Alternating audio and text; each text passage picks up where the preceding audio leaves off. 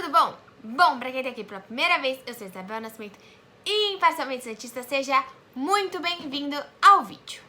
Hoje, agora, né, depois desse clássico do final de semana, vamos tratar sobre o jogo e também sobre os assuntos que rolaram hoje, os assuntos nesse pós-jogo, né? Então vamos começar logo com o clássico. Não tô aqui pra fazer uma análise do jogo, até porque vocês já viram bastante, já viram várias análises. Tô aqui pra falar o que a gente pode tirar desse clássico. Bom, primeiramente, né, eu acho que a gente falar como o Soteldo faz falta. Eu, sinceramente, não entendi a escalação. Eu achei que ele fosse jogar com o Thailson. Ele opta pelo Felipe Jonathan, até pelas palavras de Sampaoli. O Felipe Jonathan era um jogador mais agudo e profundo do que o Thailson. E ele opta pelo Felipe Jonathan, que aqui no primeiro tempo não aparece tanto, né? Mesmo que o Santos, que seria o segundo ponto sobre esse clássico, o Santos só jogou um tempo, né? O Santos joga muito bem no primeiro tempo, fica apático no segundo. Eu acho que outra coisa bacana pra gente pensar, a gente oficialmente temos um batedor de pênalti, né? O Carlos Sanches pega a bola, o Carlos Sanches vai bater o pênalti é no Evandro, mas mesmo assim ele quer pegar. Eu acho que já tinha um tempo que a gente não tinha um batedor oficial bom de pênalti, então eu acho que isso é uma outra coisa que a gente pode tirar desse clássico.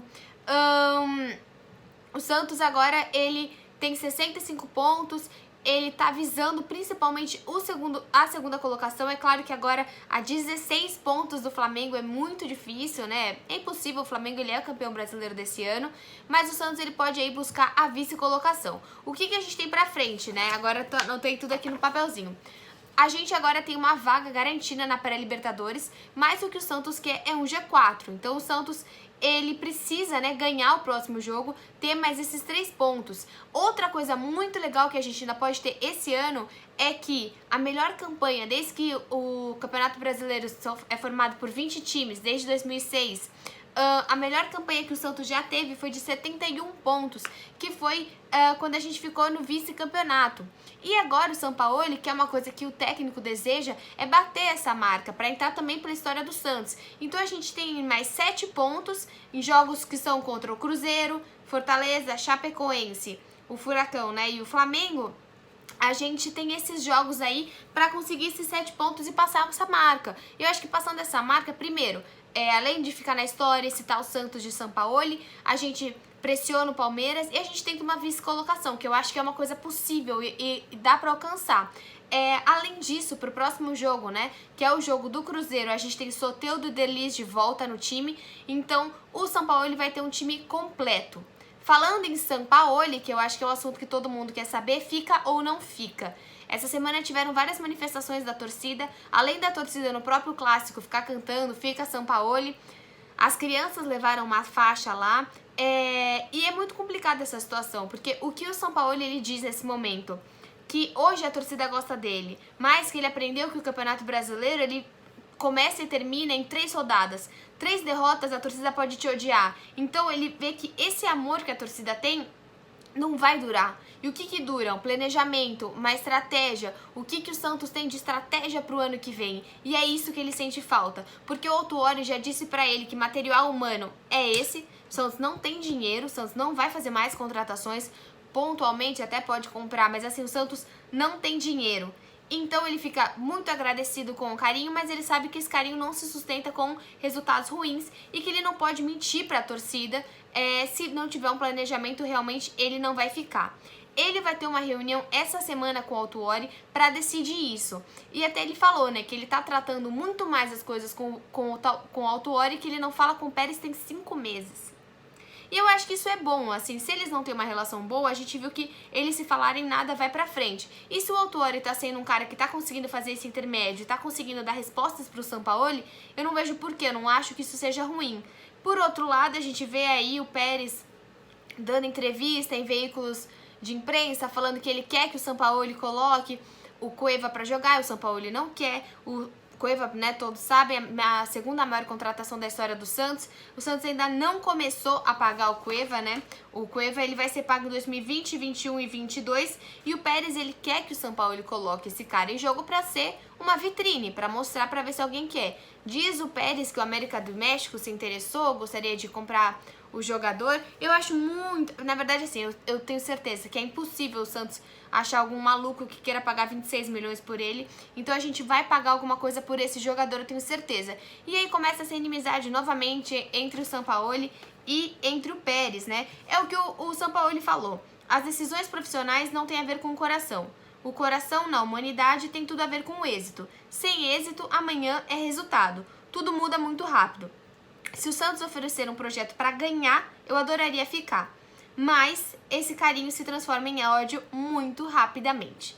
Então, eu tenho certeza que ele, ficando para Libertadores, eu acho que ele vai ver aí, mês que vem, esse mês até semana que vem agora, esse sábado, meu Deus, é uma final incrível entre o Flamengo e o River, vai ver o que é uma baita de uma Libertadores aqui. Eu sei que, obviamente, ele é argentino, mas jogando por um time brasileiro, ele vai ver que aqui também é muito grande. Eu acho que esse ano ele vivenciou uma Copa do Brasil e viu como é grande e difícil a Copa do Brasil. Até o Santos estando na Libertadores ano que vem, a gente já chega na segunda fase, então não pega aqueles times de Piraporinha, de sei lá onde, que às vezes times como o Botafogo, como o Fluminense caem.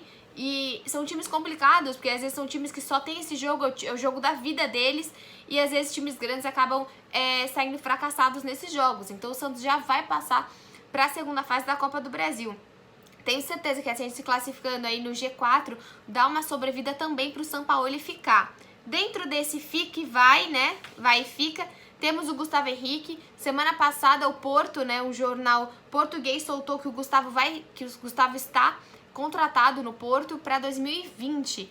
Parece que o Sporting estava interessado no Gustavo Henrique e como eles têm essa concorrência, né, essa briga, essa rivalidade entre os times, o Porto foi lá e ofereceu muito mais dinheiro por esse jogador. O Gustavo nega, o Gustavo nega essa conversa, né, falar sobre isso. Disseram essa semana que ele não foi ao treino, o Santos não se reapresentou hoje sem o Gustavo, falando que ele estaria com um estado febril. Então, assim, eu não vejo problema nenhum, eu acho ótimo que o jogador esteja seguindo a vida dele. A única coisa que eu não gosto é, se ele já está vendido, eu acho que pode dar a braçadeira de capitão oficialmente para outro jogador, né?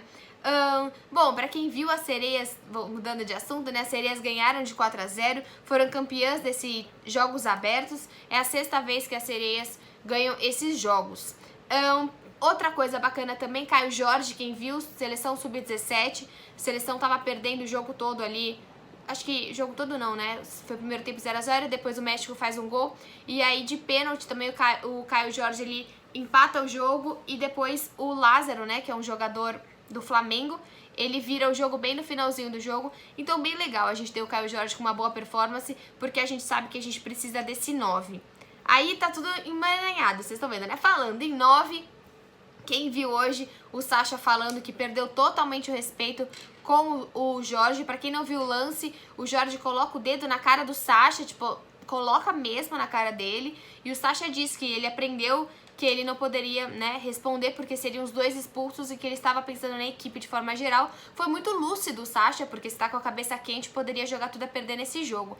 Então o Sacha falou que perdeu totalmente o respeito com o Jorge, o que é muito complicado, né? Eu sei que hoje o Sacha pediu pra ter uma coletiva, mas isso é um passinho pra já chamar na manchete crise no Santos, e aí aumentar as coisas. Sampaoli vai ficar nessa crise, e o Pérez fala que o Cueva tem que jogar, então, infelizmente, né, o Sacha deu a sua opinião, ele tá certo, ele pode falar o que ele quer, só que acaba fomentando essa vontade que a imprensa tem normalmente de colocar que o Santos tá sempre em crise, né? O Santos pode estar em 3º colocado, ninguém imaginava que o Santos tá nesse patamar e, tá em crise, é sempre assim. Então é isso. Falamos sobre um monte de coisa aí, todos esses detalhes. A gente tem um jogo agora no final de semana contra o Cruzeiro e eu volto essa semana pra falar o time que eu gostaria de jogar, considerando que temos todos os jogadores à disposição, dá pra gente fazer um bom jogo. Pra quem não lembra, né, o jogo de ida foi aquele jogo que com 1 minuto e pouco o Gustavo Henrique tomou o vermelho e a gente acabou perdendo por 2-0, gol do Fred, que não fazia gol há 10 anos no Cruzeiro. Então realmente foi um jogo de ida bem complicado e agora a gente tem tudo pra fazer um jogo na Vila Belmiro muito melhor. Então é isso. Deixa seu like se você ainda não deixou, porque ajuda muito a gente a crescer o canal. Se inscreve no canal, que a gente bateu 10 mil, depois, agora eu quero bater 11, depois 12, pra gente crescer. Eu gosto muito de trazer vídeo pra vocês, pra gente poder conversar sobre nossa grande paixão, que é o Santos Futebol Clube. Então é isso. Até o próximo vídeo, gente. Tchau!